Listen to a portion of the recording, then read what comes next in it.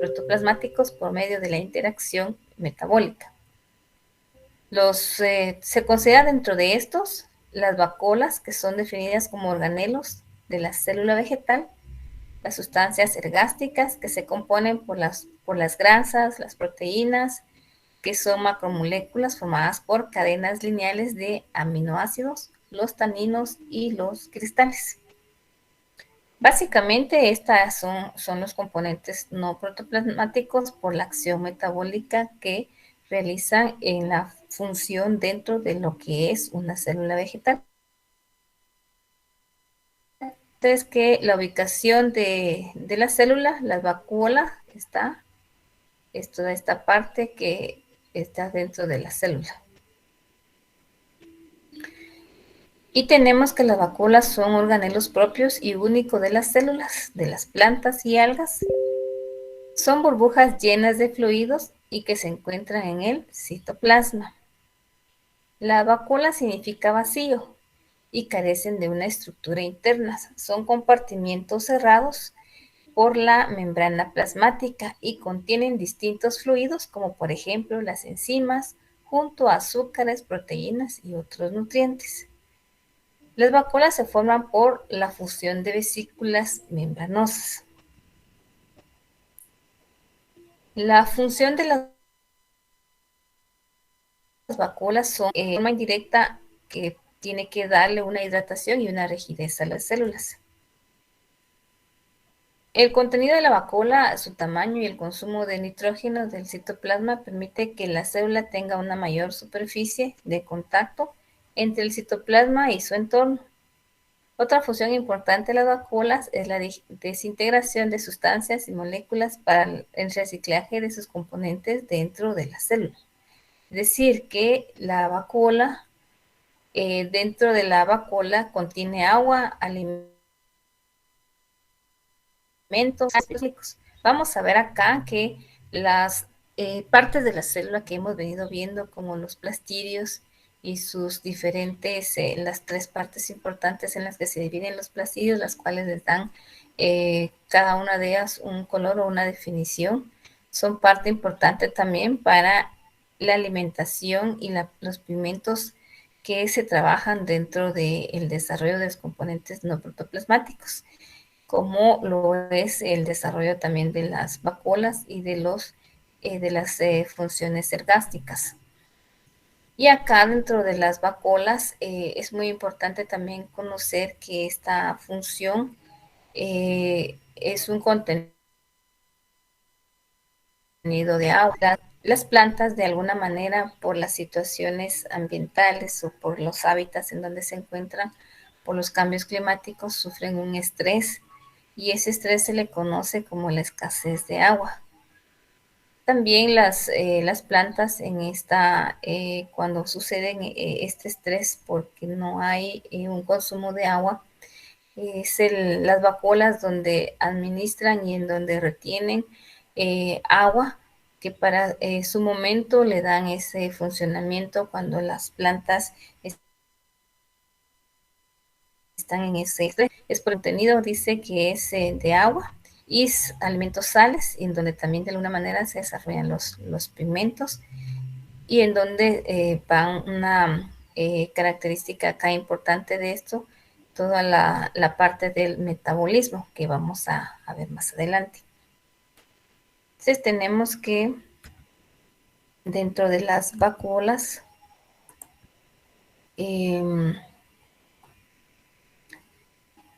tenemos que dentro de las vacuolas que son el protoplasma vegetal, también que es una célula adulta que ocupa casi todo el interior de la célula, limitada por el protoplasma y una delgada capa que la rige. Y acá se podría mencionar que las únicas células vegetales conocidas que carecen de vacuolas son las células del tapete de las anteras. La membrana que limita las vacuolas se le conoce como tonoplasto, ¿sí? El tonoplasto es selectivamente permeable e interviene especialmente en el mantenimiento de la de la turgencia celular en el crecimiento. Es una habilidad de las vacuolas de captar y almacenar agua que permite crecer a las plantas como muy poco, con un material muy poco y que al mismo tiempo le permite tener ese material. Dentro de el contenido de las vacuolas, que es el jugo, le podríamos decir así, el jugo celular, y está constituido por agua y una variedad de compuestos orgánicos e inorgánicos. Dentro de esta variedad de compuestos orgánicos e inorgánicos podemos mencionar también lo que es la reserva de azúcares y proteínas. También está constituido como el desecho de cristales y taninos, y también algunos venenos como alcaloides y que determinan algunas glucosas que le sirven a la planta para la defensa contra los herbívoros. También dentro de los compuestos orgánicos e inorgánicos tenemos el ácido málico en plantas, tenemos los pigmentos hidrosolubles como antocianos, que son de color rojo, violeta y azul, que dan su color característicos, una coloración otoñal del follaje a los pétalos y a las frutas como uvas, ciruelas, cerezas, hojas, como el repollo, raíces y como la remolacha. Y también tenemos dentro de estos compuestos importantes, ¿verdad? Recordémonos que las vacuolas actúan también como lisosomas, es decir, que son orgánulos digestivos capaces de descomponer y de reciclar los componentes de los orgánulos innecesarios. Estas pequeñas vacuolas se fusionan con los orgánulos que deben desaparecer y los digieren por medio de las enzimas proteolíticas y las hidrolíticas que contienen. En este proceso se llama endocitosis. Las vacuolas se originan a partir de las vesículas y que son parte de este proceso para su propia digestión. Entonces tenemos que este proceso es muy importante para la realización de las funciones de las vacuolas dentro de las sustancias orgánicas e inorgánicas. Tenemos dentro de la vacuola, existen tres tipos. Los pulsátiles, que extraen agua del citoplasma celular y los expulsan a través de la osmosis. También tenemos la digestiva, que activa en el proceso digestivo, elimina desechos tóxicos fuera de la célula. Y también tenemos a lo que se conoce como alimenticias, que sus funciones nutritivas son las proteínas, los lípidos y las enzimas. Y son los tres tipos de vacuolas que encontramos dentro de una célula vegetal. Y cada una de ellas cumple una función importante para el proceso digestivo de la misma. Y también dentro de la vacuola, que tiene un volumen aproximadamente del 90% constituida por agua. Entonces podemos decir que la vacuola almacena agua, residuos, mantiene la presión hidrostática de las plantas y ayuda a mantener la homeostasis. Estas son las funciones principales de la vacuola dentro de una célula vegetal.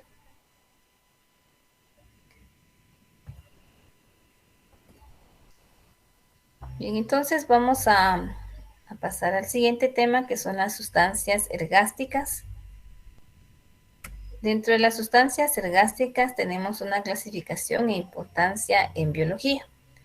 Vamos a iniciar con dar la definición de la terminología, y que esto proviene del griego ergon, que significa trabajo, es decir, que son productos del metabolismo celular, de reserva o de desecho que se acumulan en la pared celular, en las vacuolas o en plastidios. Las sustancias ergásticas son productos metabólicos secundarios de las células vegetales y de los hongos. También reciben el nombre de sustancias no protoplasmáticas y pueden llegar a ser sustancias de reserva, secretoras o de desechos. Por lo general son poco activas en la célula, pero en ocasiones presentan mayor actividad biológica. Como lo dice acá en las sustancias ergásticas que son que acumulan en la pared celular y que estas son sustancias entre vacuolas o en plastidios. Acordémonos que vimos los plastidios en cuanto al desarrollo del mismo en tres diferentes etapas que se relacionan y que estas etapas entre la luz y la sombra pueden proporcionar a la vez tres niveles de plastidios que son la coloración, la pigmentación y el desarrollo de los plastidios para conocer sus aceites, su almidón o las diferentes características que lo componen. Entonces, estas sustancias ergásticas que se define como el trabajo que realiza el propio metabolismo dentro de una célula vegetal, vamos entonces a conocer cuál es ese trabajo que realiza dentro del proceso vegetal.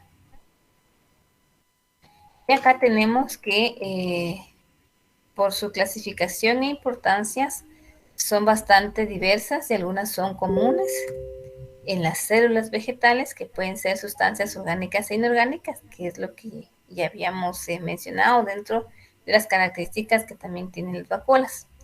Las más conocidas son dentro de estas sustancias los cristales, las gotas de aceites, las resinas, los taninos y otras, que se encuentran principalmente en las vacuolas, pared celular y el protoplasma.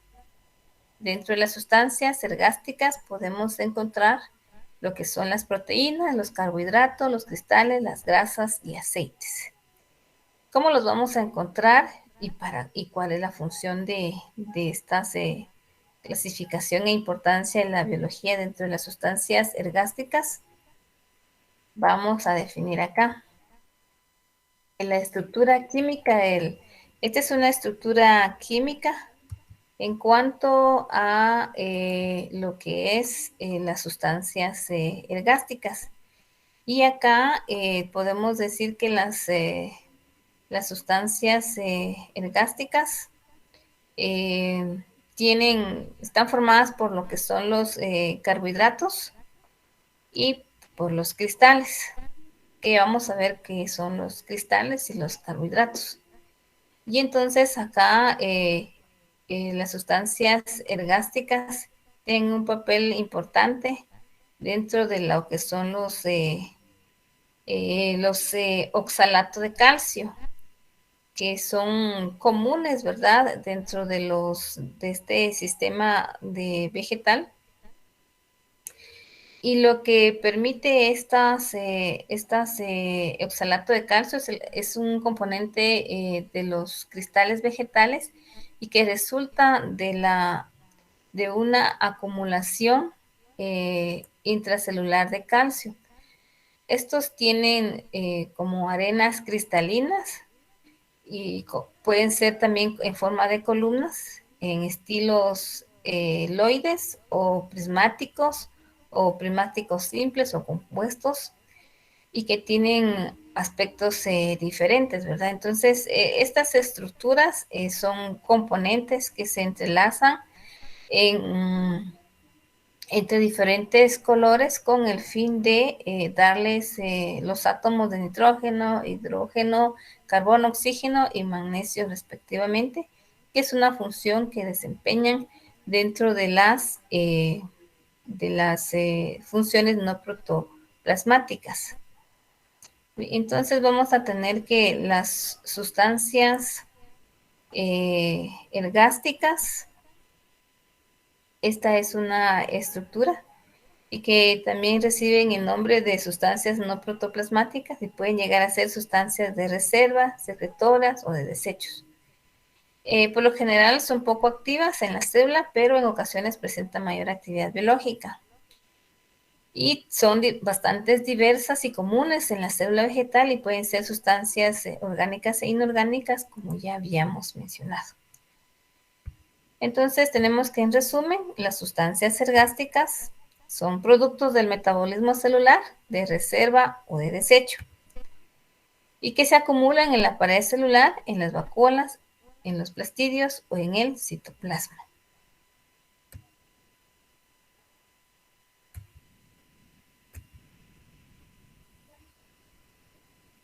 Tenemos que las principales sustancias ergásticas de reserva se dividen en tres tipos.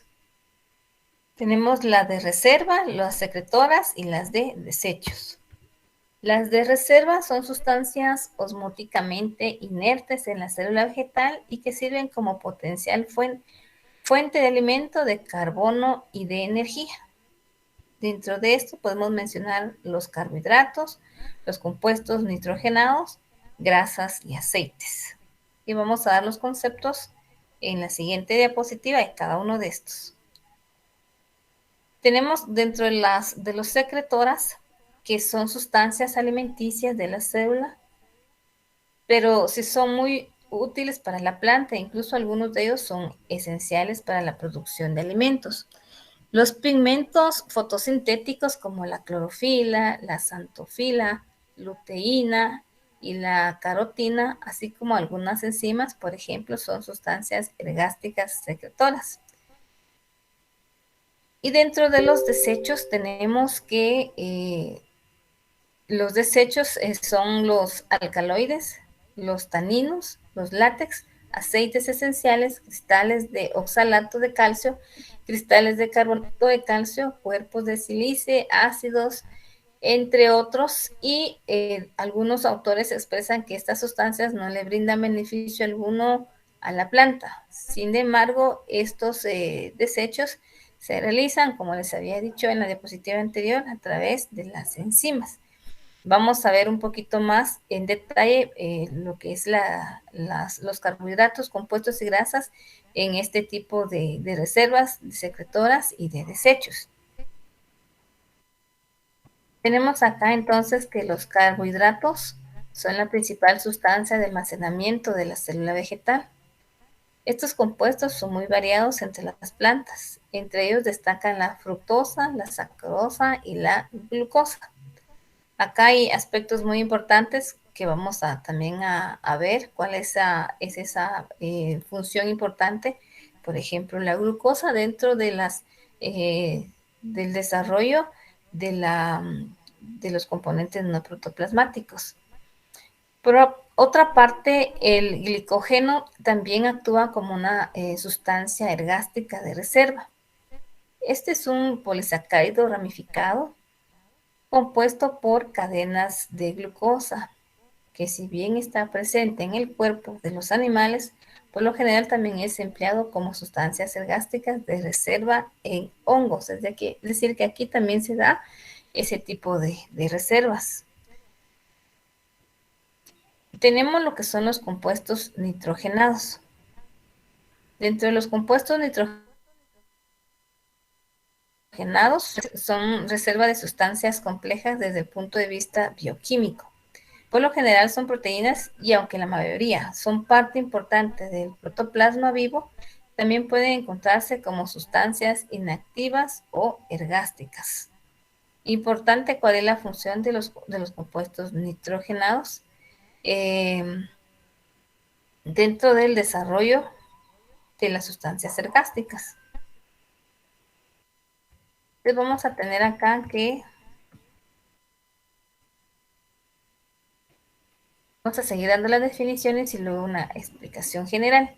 Dentro de las grasas y aceites, ¿verdad? Que seguimos con la clasificación. Estos aparecen como capas protectoras en o sobre la pared celular. Cuando las grasas son líquidas a temperatura ordinaria o ambiente se le llama aceite. Lípidos, ceras, suberinas, cutina y gotas de aceite son sustancias ergásticas de reserva que se encuentran en forma de gotas líquidas en el citoplasma, principalmente en semillas y esporas. Las sustancias ergásticas secretoras Los metabolismos ergástricos secretorios no son sustancias alimenticias de la célula, pero sí son muy útiles para la planta. Incluso algunos de ellos son esenciales para la producción de alimento. Dentro de las sustancias ergástricas de desecho existe una increíble cantidad de sustancias de desecho que producen las plantas. Estos organismos, a diferencia de los animales, no tienen órganos especializados para la excreción, es decir, que su principal depósito son los desechos de los tejidos, pero también presentan mecanismos que les permiten deshacerse de ellos. Entonces, dentro de estos diferentes procesos que tenemos, nos recordamos que vimos en el tema de los plastidios el desarrollo de cómo se lleva a cabo el desarrollo de los mismos para que formen su propia pigmentación o el propio color. Pero dentro de ellos también dimos una clasificación para poder ver en determinado, dimos el ejemplo de un tomate, por ejemplo, para poder observar las grasas o los aceites por medio de ciertos pasos para poderlo observar. Entonces estamos hablando ahora que esos aceites o esas características también es parte de un proceso de metabólico que se da dentro de los componentes no protoplasmáticos y que aquí vienen la función de la pared celular de las vacuolas y las sustancias ergástricas para que estos tengan un metabolismo funcionando y que vengan a realizar su función dentro de lo que es el propio metabolismo de una planta. Y entonces aquí tenemos lo que son los componentes de lo que estábamos hablando acerca de las sustancias, de lo que se refiere las sustancias gástricas, ¿verdad? Y entonces acá podemos mencionar un poquito más acerca de esta sustancia. Vamos a ver un poquito de lo que es el almidón. Y podemos decir que la celulosa y el almidón son los carbohidratos más abundantes en la planta. El almidón es elaborado en forma de granos por los plastos. Los cloroplastos elaboran el almidón de asimilación, o sea, una forma temporal, ya que será utilizado en corto tiempo. Y los amiloplastos elaboran y almacenan el almidón de reserva. El almidón de reserva en las plantas parece ser el compuesto más importante empleado en la alimentación humana. Y porque esto constituye un centro de energía, tanto para la célula como para el desarrollo de los mismos, para su crecimiento y para las actividades que se desarrollan dentro de la misma.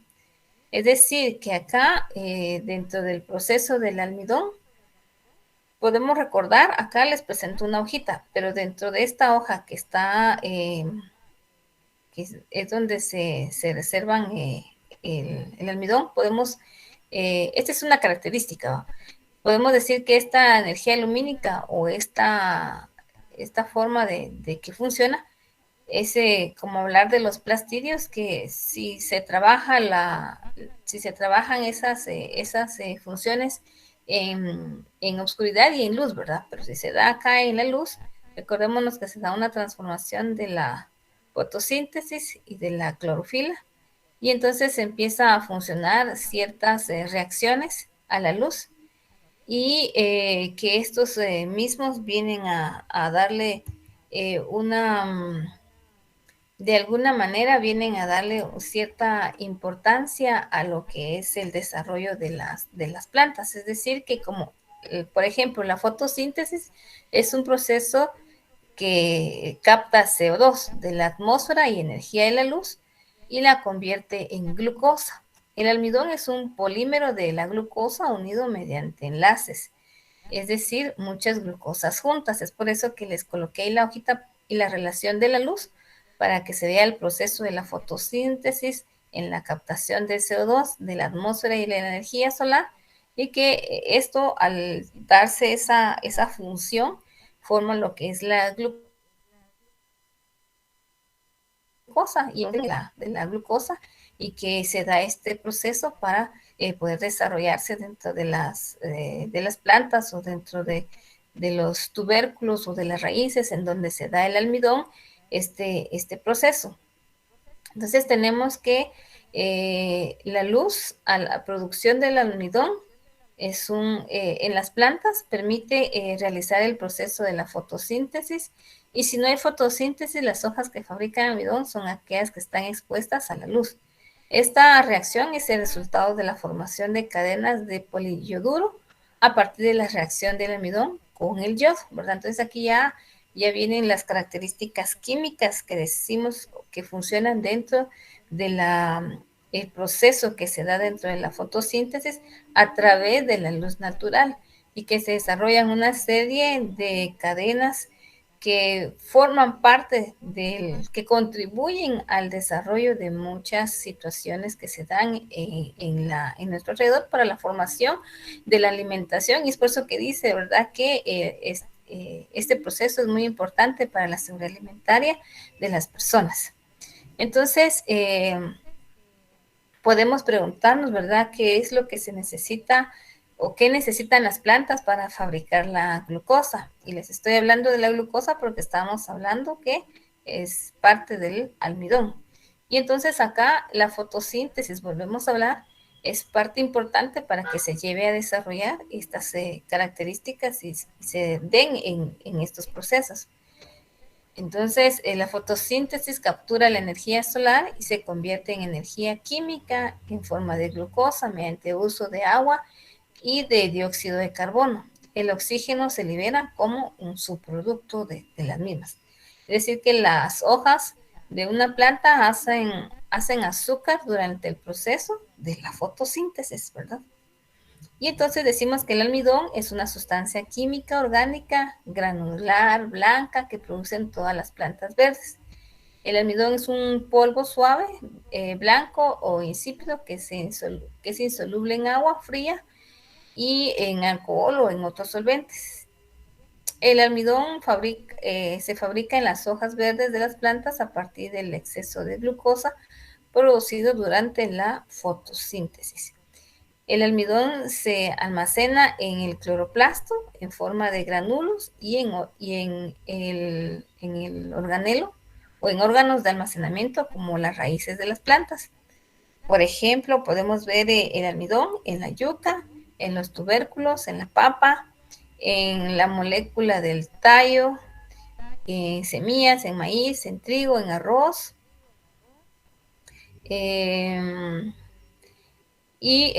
Bueno, en esas podemos verlo prácticamente, ¿verdad? Entonces el almidón es una parte muy importante también para la realización de textiles o de la economía, ya que por medio de esto también se hacen otros procesos de tejido de algunos textiles o de colorantes, o de, por ejemplo, la fabricación de papel o algunas otras actividades que realiza el hombre. Entonces, no solamente es contribuir a la seguridad alimentaria, sino que también para la economía de las personas. Si se dan cuenta, este tema del almidón es bastante amplio, ya que toda la composición química que se realiza para el desarrollo de los procesos de los plastidios para llegar a cabo dentro del mismo una acumulación de energía química que ya se transforma para dar una continuidad en cuanto al desarrollo de diversas situaciones como el almidón, pero que también ahí hay otras funciones que vamos a ver. Y de la misma manera, esta misma estructura, hablábamos sobre las vacuolas, que parte de ellos es la retención la acumulación de agua, pero que tiene una función, ¿verdad? Cuando sufre el estrés, cuando hay épocas de sequía. Entonces, el almidón, esta es una información importante que se tiene, ya que contribuye bastante a lo que es el conocimiento de las plantas, todos los procesos químicos, y por supuesto aquí ya vienen las fórmulas químicas en la cual se da la glucosa, y ya viene la transformación y ya una serie ramas que influyen en la misma con el fin de al final dar este proceso del almidón. Muy bien, entonces vamos a pasar al tema de las proteínas. Y en el tema de las proteínas tenemos que son las responsables de muchas de las funciones celulares que tienen su base en las membranas. La clasificación de las proteínas está en dos grupos, que son integrales y las asociadas. Dentro de las proteínas integrales podemos mencionar que forman parte de la membrana de manera permanente. Se divide en tres grupos, que son las transmembranas, las integradas en una monocapa, las unidas covalentemente en moléculas que forman parte de la membrana. Entonces podemos ver que las proteínas integradas las podemos ver o visualizar de acá en esta forma, que están proteínas integradas. Están las proteínas también las periféricas, tenemos las proteínas de canal, las proteínas de alfa hélice, las proteínas globular, y dentro de estas ya forman parte de los procesos que realizan las mismas a través de las células, que pueden existir unas proteínas de reserva en forma de cristalizada o bien amorfa. Estas proteínas amorfa es el gluten del endosperma del grano del trigo, por ejemplo, ¿verdad? Y podemos mencionar que en algunos casos, además de la estructura que se da dentro de estos procesos metabólicos, también presentan combinaciones de cristales de oxalato de calcio, que ahorita les voy a presentar la gráfica para que veamos esta relación que se tiene. Y entonces podemos decir que encontramos las proteínas que constituyen los granos de aleurona, que se conoce, que pueden tener estructuras simples en forma de corpúsculos, esféricos, ovoides o elipsias. Todas estas estructuras se dan dentro del proceso de las proteínas, y también es importante mencionar que en la semilla los granos de aleurona constituyen una reserva alimenticia que es empleada durante la germinación para nutrir al embrión. Las proteínas se tiñen de color café con el yodo y el zinc, y este es un proceso que se da dentro de la misma estructura. Y entonces es importante mencionar esta parte de las proteínas y cuál es esa función que tiene dentro de las estructura de la célula. Y podemos manifestar que las proteínas también se reservan son reservas de las semillas, que generalmente se almacenan en vacuolas, son sintetizadas en un sistema rugoso. Recordemos que habíamos visto cuáles eran esas partes lisas y rugosas en la clase anterior. Entonces acá todo esto ya va unido a lo que estamos hablando. Y acá podemos decir que también las proteínas pasan a los que se conocen como los dictiosomas. Y estos después influyen en grandes vacuolas de proteínas de reserva. Las vacuolas se convierten en un cuerpo proteico sólido o grano de aleurona en la madurez del tejido de la reserva. Por ejemplo, en los cotiledones de semillas de las leguminosas y en la capa de las aleuronas de las gramíneas. Cada grano de esto está limitada por el tonoplasto, y se puede tener una matriz amorfa dentro de este proceso. Y entonces acá ya las proteínas se convierten, ¿verdad? Son parte de esas del almacenamiento de las vacuolas, que pueden ser granos aleuronas o pueden ser en forma de cristaloides. Muy bien, entonces esta sería la parte importante de las proteínas. Y vamos a hablar un poquito de lo que se refiere a los cristales. Y dentro de los cristales tenemos que se forman generalmente en las vacuolas y se les considera como productos de excreción, aunque se han comprobado que en ciertos casos el calcio es reutilizado. Las formas en que se presentan los cristales son en forma de prisma, en forma de drusa, en forma de rafidios o arenas cristalinas. ¿Cuál es esa función importante de los cristales? Acá tenemos que dentro de los cristales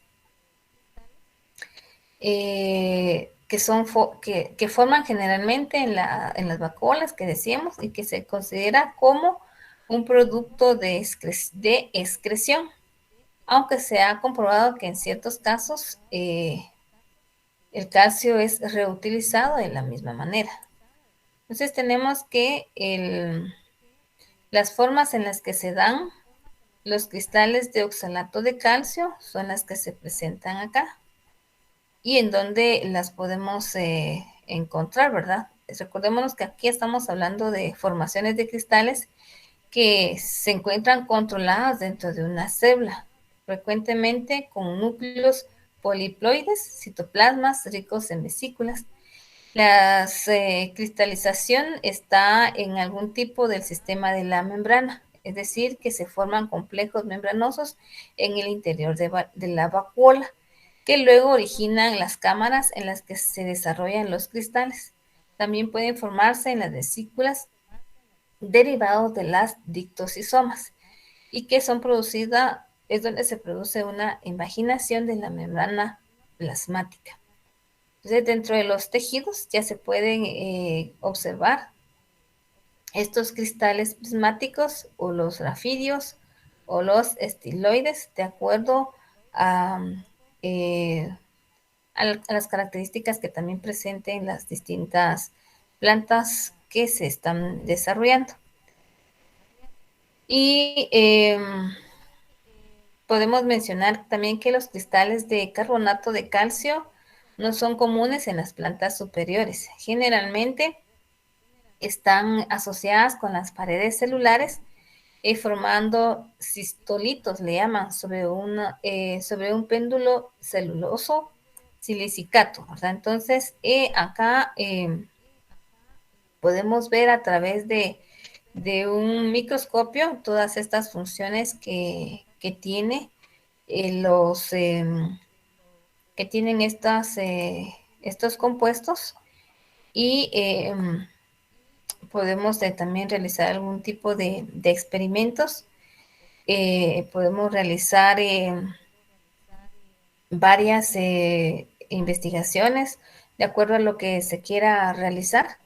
Debido a que los componentes no protoplasmáticos, por la actividad metabólica que se da en cuanto a lo que presenta sus características y a sus proteínas o los carbohidratos o los cristales o las funciones ergásticas, se pueden realizar tipos de investigación de las plantas con el fin de mejorar las variaciones o de hacer otro tipo de infusión o de conocer algunas características en cuanto a, digamos que las proteínas es una parte importante dentro de este funcionamiento para hacer algún tipo de experimento para dar a conocer otros, digamos, mejorar la genética, que al final todas estas investigaciones lo que se pretende al final es realizar mejorar la genética de la producción o del tamaño del fruto o de todos los nutrientes que contienen los tubérculos, las flores, las hojas, los frutos en general, pero que va a ser en base a todas estas características que se van conociendo dentro de lo que es la estructura de la pared, de lo que es los componentes protoplasmáticos y no protoplasmáticos, y la estructura en general de lo que es una una célula. Entonces, ya para ir finalizando, tenemos lo que es la inulina. Y la inulina es un tipo de fibra soluble que absorbe agua y normalmente se encuentra en algunos vegetales. Pertenece a una clase de hidratos de carbono conocidos como fructarianos, lo que significa que están formados por moléculas. La inulina también está presente en alimentos más cotidianos como los plátanos, la cebolla, los puerros y la cebada. Y estos tienen un contenido de porcentaje muy bajo, entre 1 al 5% de inulina. Pero también tenemos, esta inulina está presente en más de 3.000 vegetales. Las fuentes principales provienen de alimentos como el ajo, las raíces, los espárragos y las alcachofas. Es decir, que estas contienen más inulina que las anteriores. Pero también podemos mencionar que son fuentes principales dentro de los contenidos de la inulina. Y vamos a pasar a lo que es la pared celular. Y dentro de la pared celular, que es otro componente no protoplasmático, tenemos que esta pared celular es una capa resistente y rígida que se localiza en el exterior de la membrana. Dentro del componente principal está la celulosa, que esta le permite dar la firmeza y que mantiene la forma del espacio, que no cambie su estructura. Es decir, que si nos acordamos, la pared celular es esta que está acá, y que esta es la que le permite darle la firmeza y la forma a lo que es nuestra planta, ¿verdad? Que permite que se mantenga parada. Las paredes celulares van a ser de distintas formas de acuerdo a lo que se esté hablando. Por ejemplo, estamos hablando de la pared celular de una planta, estamos hablando de la pared celular de una alga o de un hongo o de una bacteria. Cada una de estas paredes celulares van a ser de manera distinta y su función va a ser la misma, lo único es de que va a cambiar la forma que la misma tiene, ¿verdad? Y entonces acá vamos a colocar una pared celular con el fin de poder realizar algún tipo de ejercicio para que no se quede solo en definiciones teóricas, sino que también podamos argumentar un poquito y vayamos conociendo, identificando en dónde se encuentran estas características.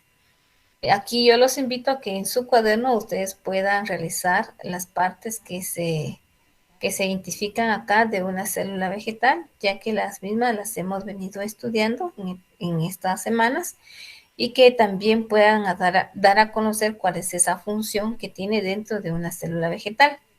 Acá son algunas partes, no son todas, son algunas que hemos visto que le da una función importante al desarrollo de las plantas, o que permite un desarrollo entre procesos químicos y procesos de fotosíntesis, ¿verdad? Que permiten de alguna manera contribuir a las plantas cuando hay sequías, y que estas mismas le proporcionan de una manera natural todo ese funcionamiento que necesita la planta. Ahora, entonces los invito a que ustedes puedan realizar ese ejercicio, y también les dejo estas